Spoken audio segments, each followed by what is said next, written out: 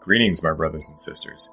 Sending gratitude to all of you who are joining in today to accompany us down the rabbit hole of self-exploration through plant medicines. My name is Ryan Sprague, and I'm here to tell you that your frequency is now set and tuned to explore psychedelic medicines and the impact they've made among the countless psychonauts exploring the last true frontier. Buy a ticket and take the ride with me as we get true first-hand accounts of the experiences, benefits, risks, and transformations taking place within the ever-expanding world of psychedelic medicines on This One Time on Psychedelics. Joining in on our adventure today is a man who is no stranger to danger. He is a world-renowned MMA trainer, having competed himself for years and opened his own gym, the MMA Institute, which trains amateur and pro fighters, has his fair share of incredible stories to do with his own psychedelic journeys, and is a man who is passionate about spreading awareness on the responsible, conscious use of psychedelic medicines in order to allow others to use discernment to determine if these medicines are in alignment for them and their lives as a whole. So, please help me in giving a very warm welcome to the one, the only, Rick McCoy. What's up, Rick? What's up? Well, thank you. Yeah, the real McCoy, you know? I appreciate that. Yeah. This is so awesome getting the opportunity to do this podcast with you. You know, after meeting you at Mark's and having some awesome conversations and some, deep reflections, I was like, man, you were one of the first people I wanted on this show. And so I'm beyond grateful that you're sharing your time with me today and all the listeners to get you on here. Yeah.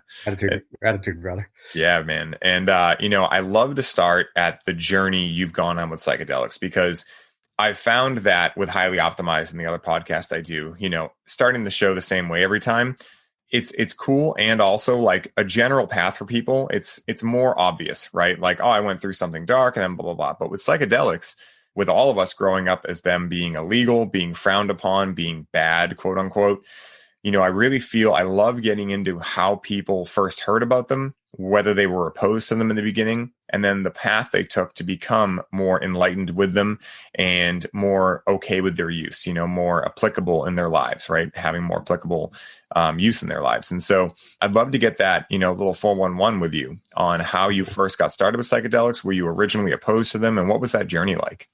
Well, I was definitely not opposed. No, so I actually started doing psychedelics as a teenager. Right. So like in a lot of ways, two different lifetimes. So I used them, in my opinion, now looking back, irresponsibly, right? My intentions were, I didn't even understand my intentions, I was a kid, right? And it was a party drug. It wasn't no deep meaning, no transcendental experience going on here. It was just, it's what kids did where I grew up. And I had a few years as a partier, and then I got I was always an athlete. I wrestled. In my early 20s, I got into fighting. I might as well have been a straight edge, right? So nothing, maybe I drank once a year on New Year's. Mm-hmm. So not that I had any bad feelings about it. I shut off a lot of things in my life because I thought that's what I was supposed to do. And so I didn't do any psychedelics 20 plus years. The journey started, I work with cops. I work with military in my job. And I got introduced to some people that were working with psychedelics for PTSD. And one, I'm a big, not a conspiracy. I'm a libertarian. I'm a self-described libertarian, right? Yeah. So being a non-drug user for years, I always thought when our drug laws were asinine, like just, the idea of regulating somebody's own choices with their self or their body was always, and then the idea that to fix you doing something wrong would make your life way worse by imprisoning you. So I was always like pro-drug. I was always pro-drug in that. There's a lot of drugs out there I would never touch, but of the choice, right? Mm-hmm. And when it was introduced to me, or I started getting exposed to it being helpful, there's so many things that's helpful. But to me, what I was exposed to was like the PTSD, TBI, traumatic brain injuries. And I immediately, when I was first told about this, wanted to translate it to my sport, MMA, because there is a lot of TBI. Like they're just it's a newer sport, but you can just look at boxing. There is a crap ton of TBI in combat sports. Mm. So that was like my first, let me kind of see what this, and I didn't like jump in right away. I did my research, right? And, I'm not the guy that's going to, I'm not the science guy that has his PhD in this. So I'm not going to start spurting out all the data, but do your research. It's amazing. It's on the flip side of what I feel about drug laws. Like we were hoodwinked, yes.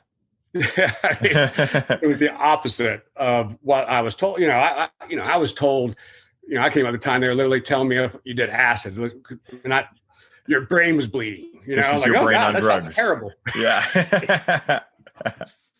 That was the propaganda, right? So when you start looking into it, it's, looking into this true value just from a medical standpoint, not we haven't even touched on the self journey.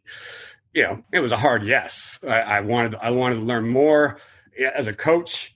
My biggest, I tell my fighters all the time, my biggest thing at the end, responsibility, if I can do this, and it's a hard sport to do this, and if I can get you out of this sport without you, and you're not slurring on yourself, can form sentences. Yeah. I'll be happy because I really, even how I train, I'm really aware of brain injury. Like it's really like I started again. I'm old school. We started people were getting knocked out in the gym all the time. We didn't know better. It was a new sport. We trained irresponsibly and stupid.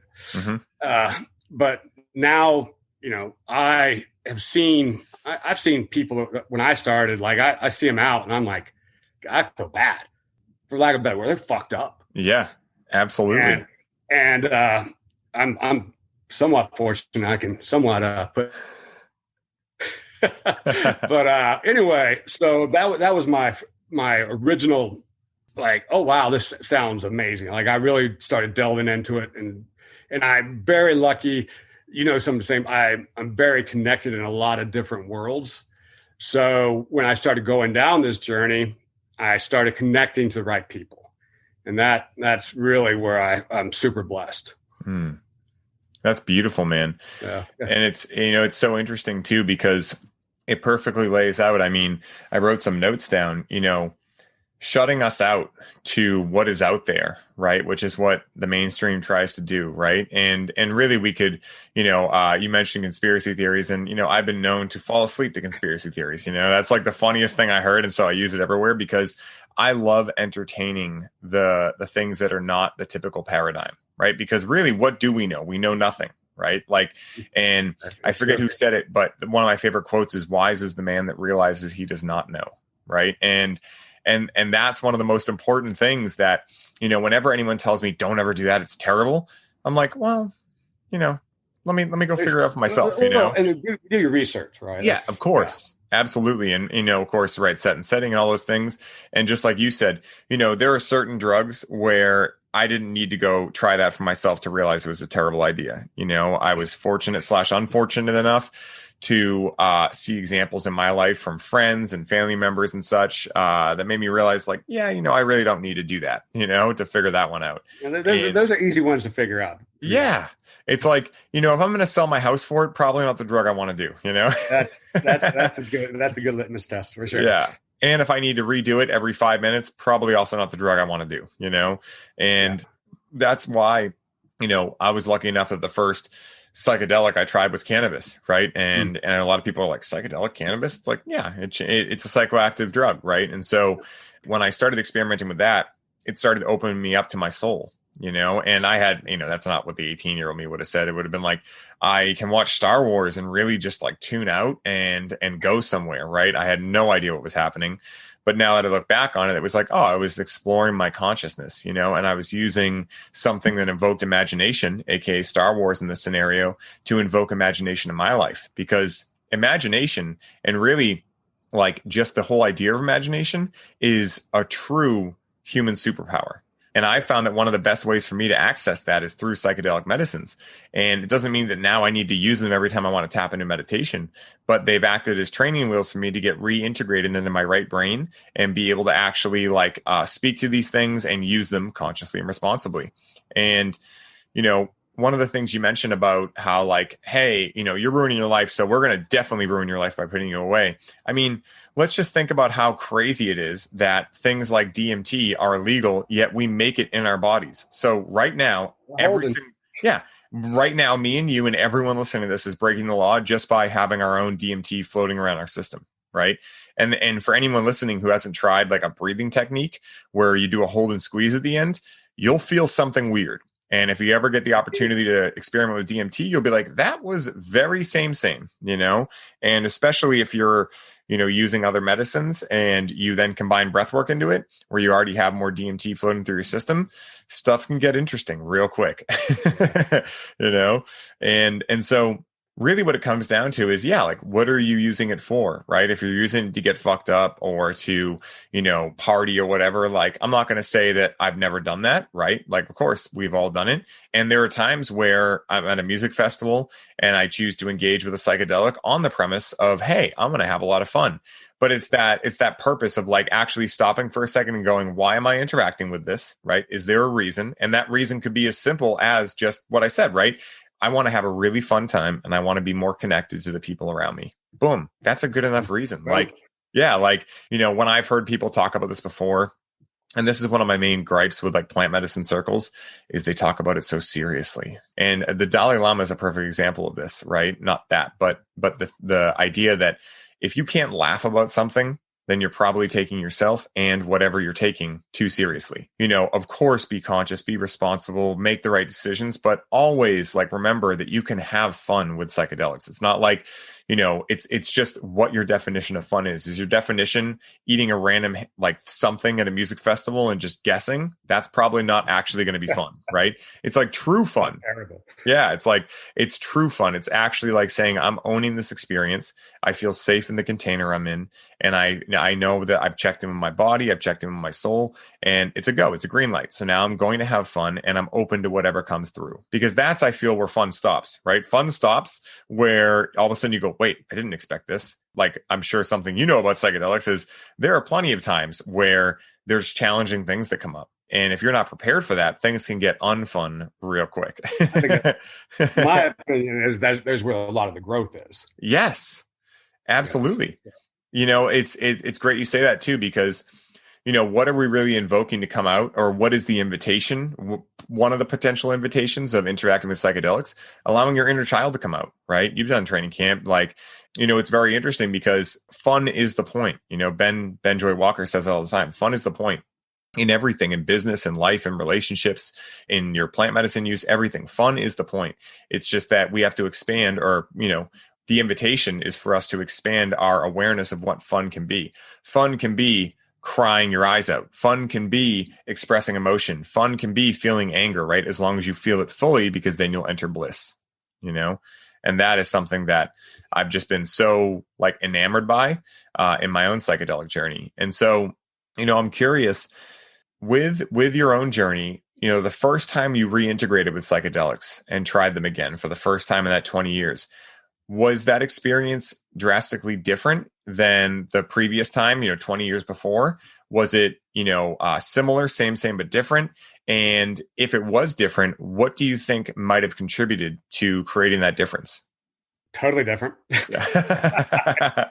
not even in the same universe. So intentions, and a lot of times I don't like to use intentions because I also would like to believe that the medicine is going to give you what you need. Mm-hmm. So trying to control it is, again, you're hurting yourself on the benefits, right?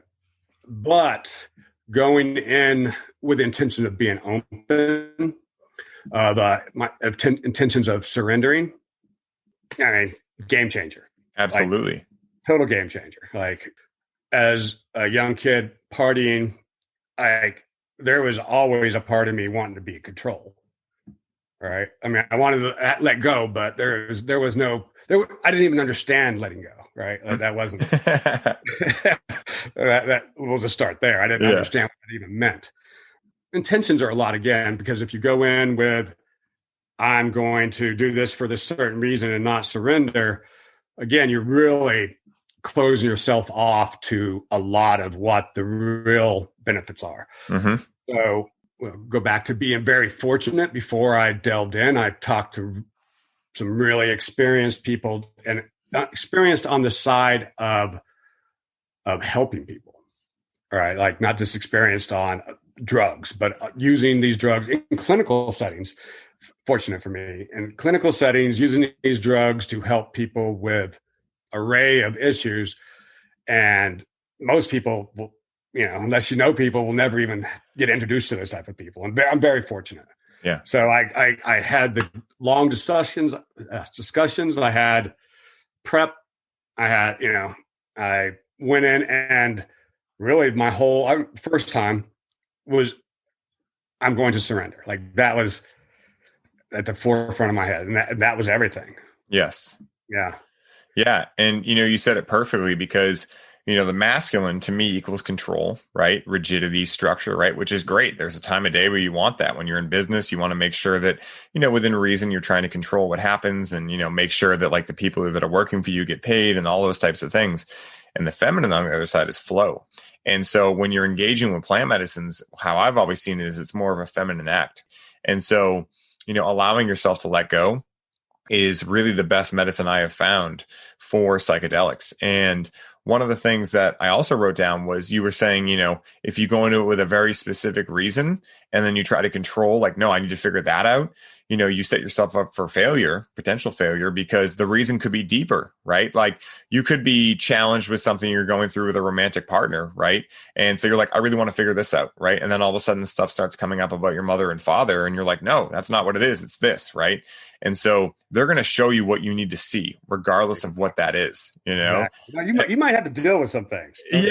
Don't get it twisted. You might have to deal with some things, but it's going to be on its terms, right? Yeah. It's trying to control it. I've never even tried, really. Like with intentions, I've never really tried. I've never went in like, I have this problem in my life, and this is what I'm going to try to get out of this. That would never, ever, ever be good, because, unfortunately it's not, I have to go out west, do this stuff. So, I don't have a lot of access to it, but every time that I've done it, I come out, even if I didn't deal with what I thought I needed to do, feeling calm, feeling, for lack of a better word, like so much space. Like it gets rid of things that you have no idea you're holding on to. And sometimes you'll actually know what those things are that you work through. Sometimes you don't, because we hold on to trauma like glue, everything in life. And I believe that people push all it back in, and they think they've gotten rid of it, and they haven't. I mean, and that's a lifetime. Like we're holding onto that stuff. Yeah. And when you do certain psychedelics, you come out and you'll just feel like the weight, the world's lifted off your shoulder. It's you can have a specific problem, and when you have the world lifted off your shoulder, that problem all of a sudden seems small, even if you didn't deal with it in the experience. Yeah. It's amazing.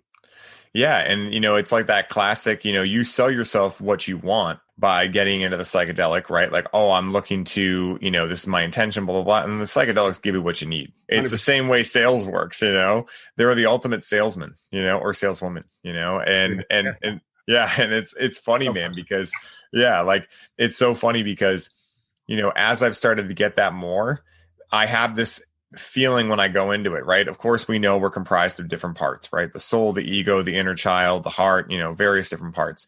And so I can hear the ego going into it for what it wants, right? And rather than try to kill my ego or do any of that silly stuff that's going around right now, what I do is I hear the ego out and I go, okay. We'll talk about that. That's funny you brought that up.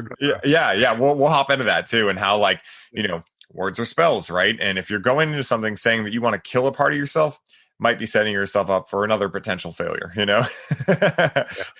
Great. Yeah. And well, go ahead. No, you go ahead. I was going to say, defining ego is a big thing, because that's a hard thing to define. Yes.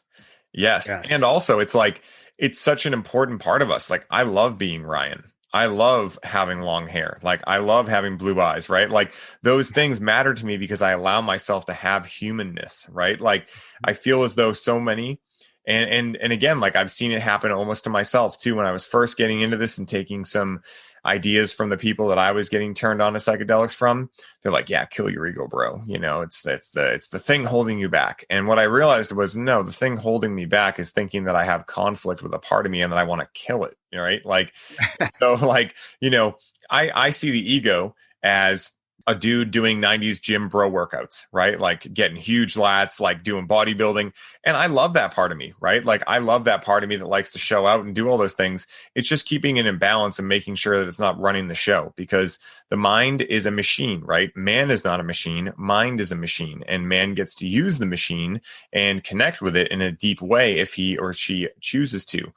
Yet most people, and I was, again, one of these people for a long time, you know, think that the mind is all there is, right? Because we're never taught the nature of the mind. So we think, oh, the mind's just us. The thoughts that come into us, that's us. And when we feel bad, just go try to run away from it, right? And Right. the ego just tries to protect us, right? And so if we refuse to hear what the ego is saying, then we're ultimately going to end up shutting part of us out, which will lead to some challenges. Right.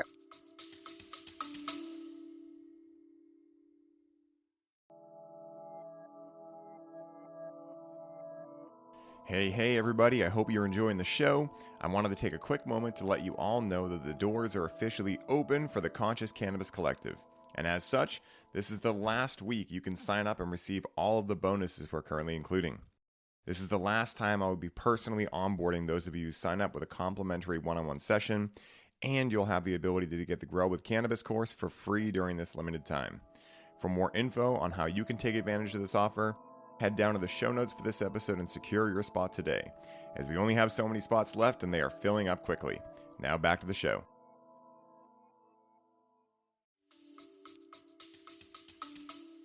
Yeah. I think of the ego, and then we can have a discussion. It's very broad. Like I said, that's why people saying kill the ego, like, yeah, I don't like that as well. I said there. To me, the ego, really broad, is our inner voice. Right? We need that. That's what makes us human, right? Like, Yes. Unless we're meditating.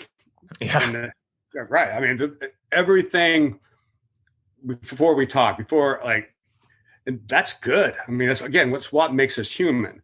Now, there's part of that voice that does not serve us. Self-doubt. Yeah. Even some, like envy, greed, all the bad, and that, again, they make us human, and they're not all bad, and you don't want to kill that, because we don't want to, again, kill the human, right? Absolutely. But there are, I believe it would be a better way to say, is like taking care of things that don't serve us. Yes. That's really, and I believe it does that, and I believe there is the value. Like they're like those things, trauma, like our thoughts are based around trauma. A lot of them, not 100%, are based around trauma. So you can say psychedelics are like a hack, right? Yes. Like you and I have, we'll use training camp for the soul as something you and I have mutually done. And without getting too much in that, it's a very intense self-work. All right. And a lot of it is dealing, well, I'd say a huge part of it is dealing with trauma. Yeah. Right. Yeah. That's the brunt of it. Yeah. Let's say, yeah. How do I say this without getting, like, we could have a whole conversation on training camp for the soul. Oh yeah. But you're forced to deal with it, right? And in that, you feel better. How your self-talk all of a sudden becomes better just by dealing with it. And now you have psychedelics that, again, sometimes you not have to go through that rigorous work of, say, training camp and dig deep, and like, well, I'll just say it. Like I cried more in that week than I did a good majority of my adult life. Yeah. Likewise. They dug it out of me, right? They just, that was part of the process. And honestly, psychedelics are much easier. Yeah. I 100% agree. And, most people, won't do that work because it's brutal. It's looking introspectively at not only your own shit, but your own trauma. Like there's a reason that trauma is buried.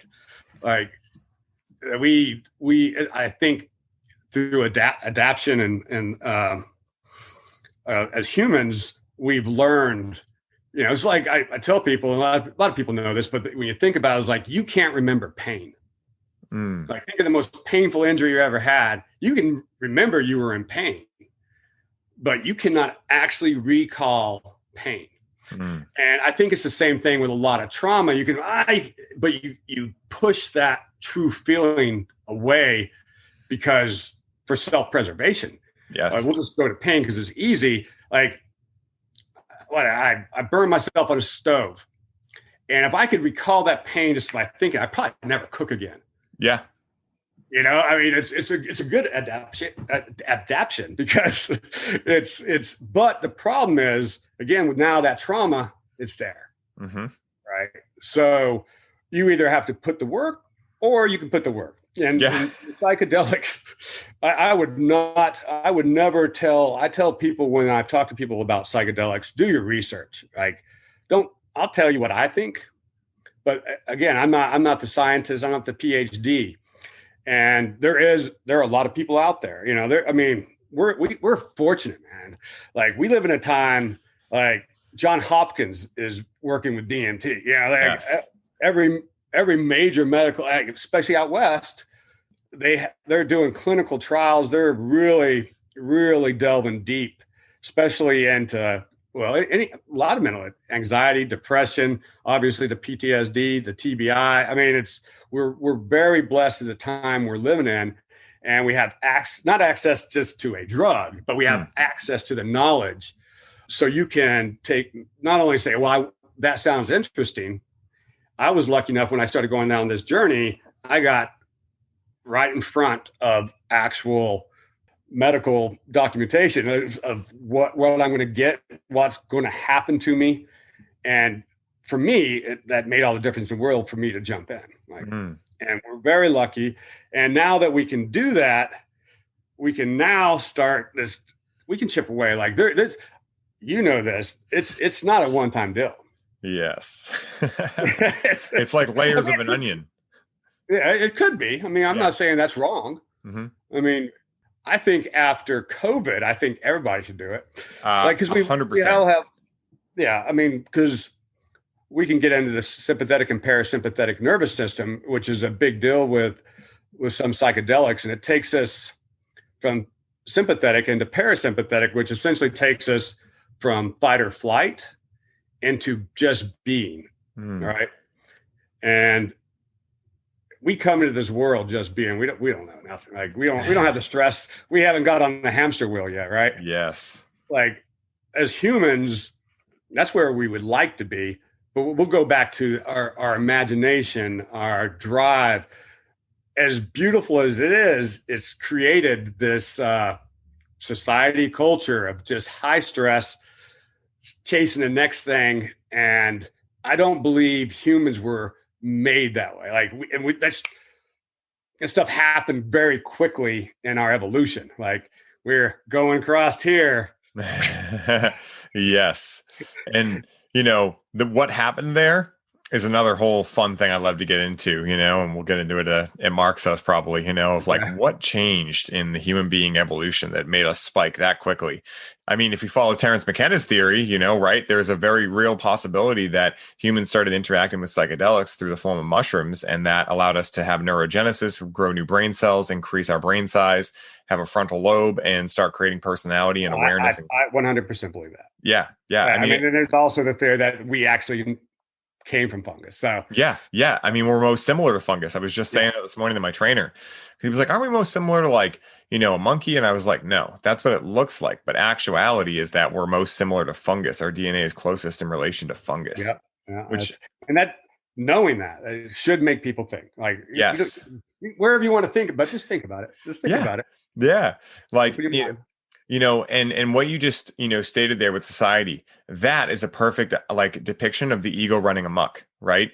Thinking that, oh, I'm only worth how many hours I put in a week at work, all these self-limiting beliefs that get uploaded into us from our parents, from our schooling, from our friends, from all these things that end up making our self-image. And what psychedelics can do so beautifully, if done in the right set and setting and with the right, all the right measures, is allow us to go in and correct our self-image and make it more accurate to what is actually true, right? Which is we are beings of love. Big deal. Yeah. And we all have this, and I'm not above it. Like being able to look at yourself with a lens that is just real. Like I don't even know what the word is, but just objectively, yes, is really hard because humans tend to go one of two ways. Like they just like you look at all the bad, or you go unrealistic, and you're like, your ego is like, I'm this, and then and you're like, no, yeah. And there's somewhere in the middle there, right? Like we're all powerful, we're all amazing in our own way, and that's where the middle is, right? Like like you said, there's a lot of people self-talk as they're worthless, right? And then the other people they value themselves more, they're narcissists. Yeah, I'm the best and everyone else sucks. Yeah. It's everyone else's problem, not mine, And the real truth is we're all the same in so many ways, and nobody's I can have a skill, but like when you can just look at yourself and say, oh, I suck here. And not in a bad way, like in a positive way. You can say you suck in a positive way. Yeah. And it might be a harsh word, but like you have a deficit here. Yes. And what you do with it again is the value, right? Like I can either say I'm not good here and say poor me, or I'm not good here and let's see if I can work on being better there. And it's pretty simple, not rocket science. It's so simple. And to add on what you just said, like, you could see it as like the victim mentality, which is like, oh, poor me, I'll never be good at this. Or you could see it as like a challenge, right? Like when, I'm a huge gym person, I love exercising and challenging myself in new ways. And if I can't get a move, I'm like, ooh, that's an opportunity to grow. And then I know when I get that move, I remember the journey of getting there, right? But if I was just like, oh, I suck at that, I'll never be good at that, then how would that serve me, right? Like it's so interesting how that stuff works. Well, not blow you up, but I wish more humans were like that. Like the world's a better place. Like you know what I'm saying? Like it really would. Like there's so much growth in just how. I mean, it was actually very simple what you said. Like it's not hard, but unfortunately, I don't know. There's personality types or whatever, and I don't know if it's human nature, but to take the path of least resistance and not even challenge yourself to get that growth. Yes, it'd be that mentally or physically.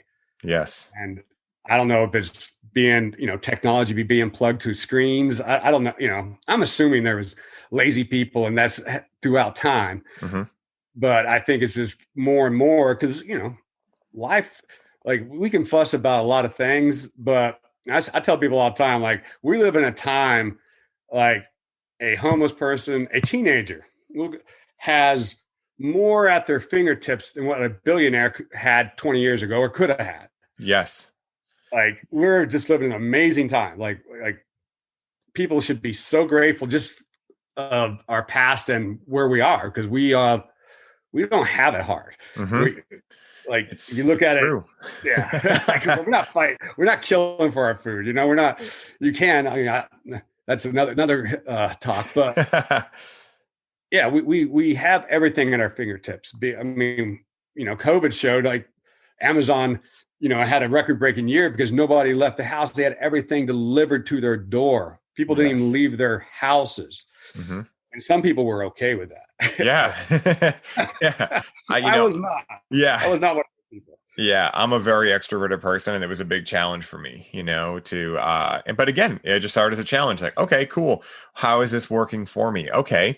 Well, I've really been burning the candle at both ends for a while, saying yes to way too much and spending too much money. And so what a great opportunity to, get more inside of myself, right? To meditate more, to relax, to let out a big sigh of relief. and just allow myself to be for once, right? And that was the best year of my life, because it's now how I'm able to come here and talk to you without talking to my miles a minute and going crazy fast, because I actually took time to really handle some things that were deep inside of me, some trauma, some things like that.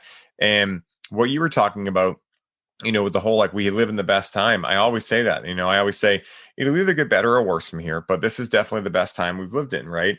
And where I think a lot of people are challenged right now is that they're still living like it's the 1500s, right? Where they had their ego had to create this thing to survive, right? There had to be this, not had to, but there was more of an invitation to be a little bit saltier as a human, because you didn't know if that person's just going to come kill you with an axe, right? Like, there wasn't like authorities around. I mean, yeah, it was a different world, right? And so I feel like what most people are lacking right now, or a lot of people, and what I was lacking, I'll make it personal. What I was lacking for a long time was the required upgrades for living in 2021, right? Mm-hmm. Like, hey, you can survive now, right? You got your basic needs met, Maslow's hierarchy of needs. Now it's like, how do we go from survival to thriving, right? Mm-hmm. Like, and that's one of the big, things of what I think psychedelics have to offer. And what, anything has to offer: a good diet, good sleep patterns, whatever is, it allows you to thrive, right? And it's essentially like we're in the straightaway right now, right? And fortunately, unfortunately, depending on how you want to see it, the people who have some negative beliefs, who are, have a lot of power, they're also running neck and neck with us, right? And we're in the final, let's say, eighth of a mile, right? And so what's going to get us there? Is it going to be our strength, like purely physical, right? Is it going to be our training? Well, a lot of them have this training too in the dark arts, right? They know what they're doing too.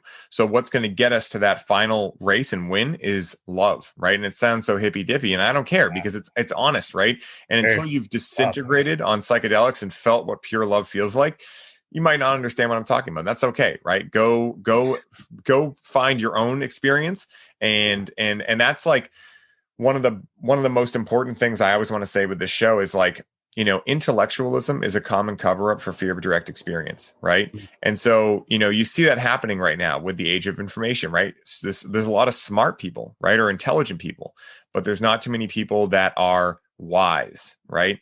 And I say that a lot with the elders. We have lots of elders, not too many wise elders.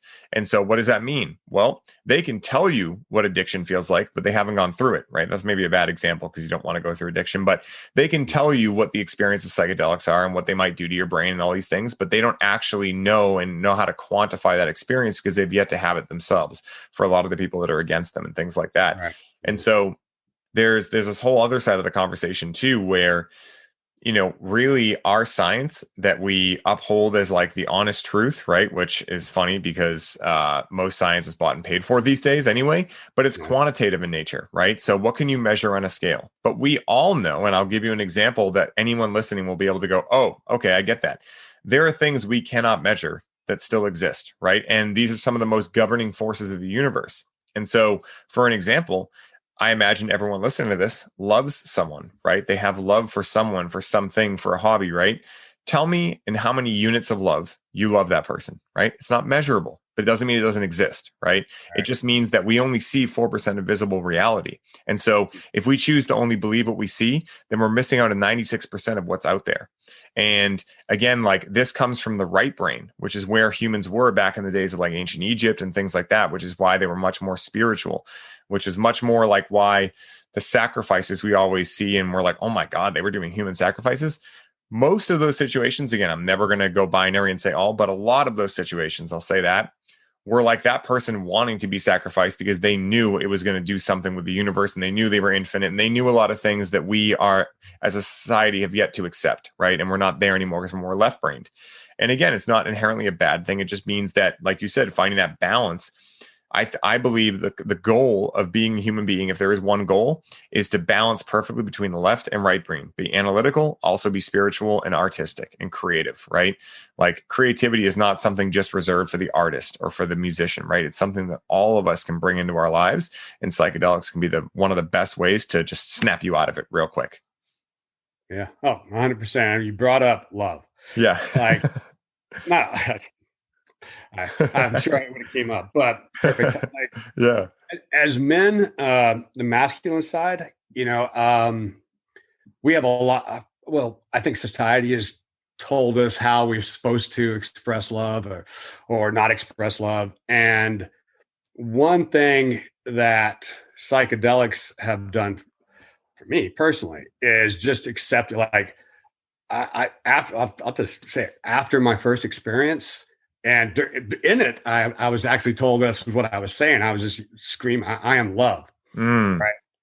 And yes, like remember when I talked about the openness, but it was all here. It was all right in the heart. Like it was, and I just felt so connected, and the word like really is love. Like I just felt so like what I think of as love. I was just surrounded by it, just an aura like coming out. I'm like, oh my God, I get it. Like, I don't need to fight this. Yeah. Like, as a, we'll say as a fighter, as a super ego dominated, we had to use ego, but very machismo sport. Everybody's tougher than this. Everybody does the grind, blah, blah, blah. Man, just, I think it was always there for me. I don't think it wasn't there, but it was something that I think for what we'll say society's kind of taught me to tamp back, and no longer, like dude, I am love. I love people. I'll shout it from the rooftop. If I love somebody, I'll tell them. Yeah. There is no shame. And then there's, it's being there. Like we could stop right there. And like, that's a benefit that everybody should, like, yes, we don't have to go into other 1,000 benefits. Like, holy crap. How powerful is that? Yes. And the coolest part about, specifically like, that feeling is, we like, this is the funny thing about plant medicines and drugs and, anything like this is that, for a long time when I would, ingest mushrooms or something, right? I was like, oh, mushrooms are making me feel this way. But really all they're doing is rearranging the way your consciousness filters out reality, right? So that's like the big, like, aha moment mind fuck that I went through with psychedelics is that, oh, actually, this is all my own body chemistry and my own physiology changing how it normally operates under the influence of this medicine so that then I can have the experience of something I don't typically experience. So then in theory, I'll bring this back and be able to help people on their journey. And so this is where I feel like religion and things went wrong after a while because they stopped stressing the importance of having the experience yourself, right? Like they started saying, just come into this church, just read this book and you'll get it. You'll get it. And people are like, what are you talking about? Just follow us. Yeah, exactly. And what a masculine thing, right? Like, oh, we have it figured out, right? And that's why I said in the beginning, like, wise is the man who realizes he does not know, right? Because once you know something, no one can tell you anything about it, right? But if you go, yeah, I have this idea about this and hey, I could be wrong, then you're leaving yourself open to whatever. And that's the mystery of life. It's supposed to be a mystery. That's why these schools that teach us stuff are called mystery schools, not knowledge schools, the fruit of knowledge, right? What was that? It was unlocking the left brain. And that's when we fell from grace, right? And the Fifth Agreement talks about this, how, every religion has these three states, right? In Christianity, they call it hell, purgatory, and heaven, right?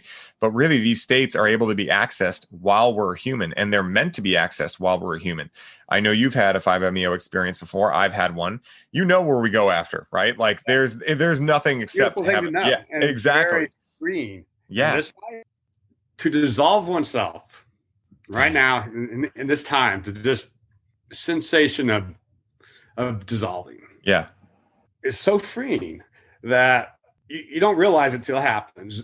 You realize up until a certain point you were living and not living, right? Because I know now there is nothing to be afraid of. Like I love life. Like I'm not looking to go anywhere else, but there's so many people that don't do things out of fear. Mm-hmm. And what is that, right? Like, why would you not do something awesome that would be good for you? Mm-hmm. And based on fear. Mm-hmm. And I mean, be it just an experience that, I mean, we'll say a super irrational fear to me is roller coasters, right? Same, right? Actually, that's funny. Hate them, man. No, I actually love them, but no, I'm saying it's an irrational fear. Yeah. And what are you fearful of, right? Like I guess it would have to be death because they're thrill. Like you're going, you're falling, right? Yes. That's a sensation of, but again, it's irrational because if you look at the odds of dying on a roller coaster, I'm sure it's pretty astronomical compared to most ways of dying, right? Yeah, cars. I mean, exactly, right? Yeah. So, no slam on if you're fearful of it. I would not want to not have that experience because I was afraid, right? Like I'm not playing Russian roulette. That's not what I'm talking about here. But people really limit themselves because they haven't experienced dissolving away. Like it's nothing to be fearful of. Like I had a lot of loss last year. Like COVID was a great year for me as far as like I got a lot of spiritual, but it was the worst year of my life because I lost my grandmother and my mother. And with that, I had a lot of time to reflect on death, right? And as human, like it's the loss, it's the unknown. Like I have zero fear of death myself, but the idea of somebody I love not being there, like that's where the fear comes from, right? It's not like, do I think they're any place bad? No. There's not any bad but it's all my own shit. Yes. Death is not about like, why do we have funerals? They're not for the dead person. It's not. It's not. Yeah. People will say so, but they don't understand death. Like death is about us, right? Mm-hmm. So it's I would say psychedelics have helped me get through that because it's all me. Like I've had to come to terms. Like a lot of people don't understand that. I really understand that my issue with like losing my mother and losing my grandmother, who I'm super close to, like those issues is my grandmother's issue. Really? Yeah.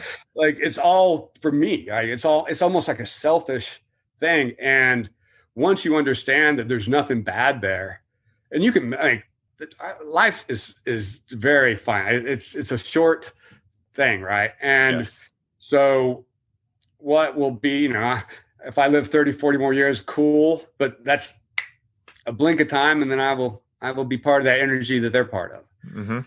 What that is, actually, even with experiences, I'm not totally sure, but I have a good idea. Yeah. I know it's energy. Yeah. And I know it's vibration. It's funny, an analogy I always say for people for death is like, it's like all of your friends and all of your family and you go to an amusement park, right? And you're riding the rides and it's super fun. And after a while, one of your friends decides to go home and you feel upset. You feel sad, right? Imagine yourself being a kid. You're of course sad they're not there anymore, but they're at home, right? Right. If you've had enough spiritual journey in this sense, right. They're somewhere, right? They're infinite, right? And at the same time, what does a kid allow themselves to do? Even if they know it, they allow themselves to be human and feel the pain, right? Because again, I fell into that, dogma for a little while of like, oh, I know no one really dies. So we're all infinite. And that led to a lot of trauma around my father passing, because I didn't allow myself. Yeah, I mean, it's real. Yeah, it's real, Yeah, sure. I'm not downplaying it. I'm just saying to help me because I'm still messed up with my grandma. I was super close to my grandmother, and it'll be a lifelong journey, like to be honest. But the realization, self-reflection, that is my shit. Mm-hmm. That's really where I'm at. It's not that I'm over it. I'm where I'm at is like understanding all my feelings around it are my feelings. Yes. It's nothing bad. Yeah. And no one else's, and, it's funny because, I look at like, I'm a big fan of core values, and when you look at society, I believe it was Charles Eisenstein talk about this, how, you were talking about how most people are, or a lot of people, we at one point were coming from a place of fear, right? And what is fear? You could say the acronym false evidence appearing real, but how do you like quantify that, right? And so one of the best descriptions I heard was you take a look at what happened with COVID, right? And there were a lot of things that we did originally because we didn't know a lot, right? And so, they were like, hey, trying to, make sure we're safe, blah, blah, blah, blah, right? There was a certain point where they knew enough to realize like, hey, this isn't going to affect most of the population. And again, not to say that certain people are more important than others or get into any of that conversation, because that's not where I want this to go. But what is the experience of life, right? Like what constitutes the experience of life, right? And so what was lost in prioritizing, quote unquote, safety, right? Keep safe, be safe, stay 6 feet apart, all these things, right? Well, if you look at it, our society prioritizes safety, obviously, right? The evidence is there. And yet, if I told you, hey, Rick, I can add 5 years to your life, 100% guaranteed, right? But you can never hug another human. You can never dance to music with another human. You can never hug someone. You can never see someone in your life again. Would you take that deal? No. Most people say no, right? Immediately, right? And yet that's a lot of what was going on, right? It's like, hey, at a certain point, I was like, you know what? Like life, I'm more afraid of not living than dying, right? And we're here for what, 100 years, give or take, right? And yet I firmly believe that where I went when I did 5-MeO is infinite. And I firmly believe that we are infinite in nature. And the people that are getting the results that I want, people like Paul Chek, whatever, they all say the same thing. I choose to listen to people getting the results I want because results don't lie, right? It's like, and so for me, I saw that as like a huge aha moment for me of like, yeah, our society is prioritizing safety over connection, over love, over anything. And really at the end of the day, the unconscious belief here is that if we are safe enough, we can avoid death. Right. And that's just not true. It's not truth whatsoever. And you don't live. Exactly. My grandmother. So funny enough, my grandmother, she was like a week shy of 98 when she passed. Oh, cool. And she was not having COVID. Mm. Like literally, like everybody, she's obviously at the most risk, the most risk. And her, like, she was like, son, I don't have much time left on this earth. I am not spending in this house. Like, doctor, everybody that cared about her was like, you got to, she's like, I don't have much time. I'm not living in this house. I'm not doing it. Like she had it right. Like, and she did not die of COVID. Yeah. FYI. Yeah. And I mean, I wish more people like it was amazing. Like I didn't like it at the time. I was like, Grandma, you got me, you got to be smart. Keep her around at 100, Yeah. So, but she was, in hindsight, looking back, she had it figured out. She's like, and she just flat out, it wasn't, she didn't think about it. She was like, I mean, she thought about it, but not super deep. She's like, I don't have much time with this. And, a month in, she's like, I'm not doing this. Yeah. That juice is not worth the squeeze.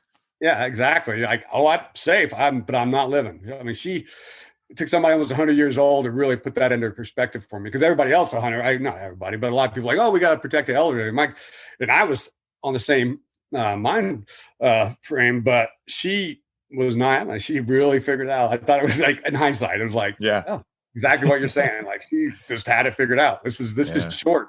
I'm not doing it. Yeah. Yeah. And what a beautiful, way to look at it, because like you said it perfectly, it took someone 100 years old to really like allow you to see it like, whoa, yeah, that is true. Like, what am I doing by, and again, like I say it all the time. And Mark said this to me. He's like, listen, if this was a real plague, 1 out of every 2 people would have died, right? So there was a certain point when we realized that wasn't what was going on. And at that point, you can use discernment to say, hey, you know what? Like, I trust myself. I trust my health. I trust the things I put into my body, and I can use discernment, right? Because that is what America's built on, right? Which is freedom, right? The freedom to do what you want. And of course, not hurting anyone in that process, right? So if someone wants to isolate, like, let them isolate. That's awesome, right? Like, I'm glad you're living. Yeah. I'm glad that you're living life in a way that makes you feel good, right? As long as it's making you actually feel good, then whatever it is, so long as it's not hurting anyone else, you're good to go. Yeah. And so I tend to begin with me. Exactly. And so, Rick, this has been an amazing conversation, man. And I'd really like to have you plug anything that you got going on and where people can find you to connect deeper with you, to learn more about what you do with training and all that fun jazz. In the martial arts world, it's MMAinstitute.com. That's pretty much all I'm doing at the moment. So Awesome. And I got one last question for you, man. If you're up for it, what do you say? Let's do it. All right. Awesome. So if someone listening was just swayed by you to experience psychedelic medicines for the first time, what piece of advice would you give them in order to allow them the smoothest experience possible? Surrender and know that you're safe. And with that, make sure you find somebody you trust, has experience. And if you can find the right situation, it'll just be beautiful. Just surrender, trust it, and trust yourself unconditionally. That's beautiful, man. And I wholeheartedly agree. For everyone listening, all of those tips are amazing, and they've helped me a lot throughout the years as well. especially the finding someone who's, applicable for actually leading you on that journey. That part I feel is overlooked a lot, especially with people that are trying it for the first time. They might be trying it with some friends, and those friends might be great, but they're trying it for the first time too. Right. And again, it's the same. That's probably a bad thing. And mostly DMT, it's getting popular, right? Yeah. It's been on Joe Rogan. All of a sudden, everybody knows about it, right? And tell of caution with that. Like I said, we talked about my story. I did it.